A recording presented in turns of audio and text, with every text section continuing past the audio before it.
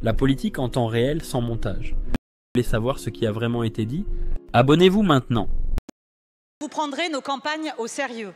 Le sérieux qui devrait s'appliquer à ces 1,5 degrés de réchauffement climatique désormais impossible à tenir, 10 ans seulement après l'accord de Paris. Le sérieux de la pollution de l'air, des cancers pédiatriques, des terres agricoles englouties dans le bitume de vos obsessions. Le sérieux de nos dépendances en intrants, en pétrole, en uranium provenant des pires autocrates de la planète. Le sérieux qui devrait vous obliger à considérer, au-delà de ce que vous voyez sur CNews, la réalité de ceux qui habitent nos campagnes et qui observent avec effarement votre croisade contre l'écologie. Que leur avez-vous proposé ces 6 derniers mois? Des attaques contre les agriculteurs bio et nos agents de police environnementale, le retour des pesticides et du Mercosur, le blocage des énergies renouvelables et de la rénovation énergétique, et toujours plus de data centers, de supermarchés ou d'autoroutes à 17 € le péage, au mépris de l'état de droit. Et il est trop facile, députés de la majorité, de jouer la fausse indignation sur l'abandon de l'écologie. La 69, c'est vous. Les coupes budgétaires sur l'écologie, c'est vous. La suspension de MaPrimeRénov', c'est vous. Le retour des néonicotinoïdes, c'est également vous.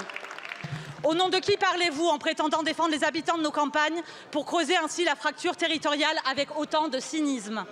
Monsieur le Premier ministre, la semaine passée, vous présentiez en catimini, d'ailleurs personne ne l'a vu, la suite du plan France Ruralité.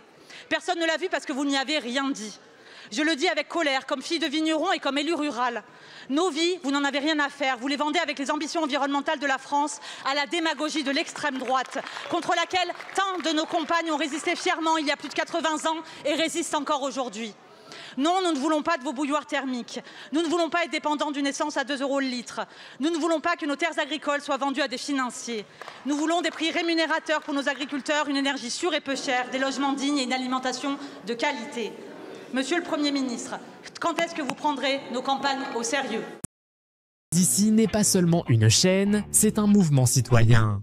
Notre objectif est de documenter la politique de manière claire, accessible et sans manipulation. Si vous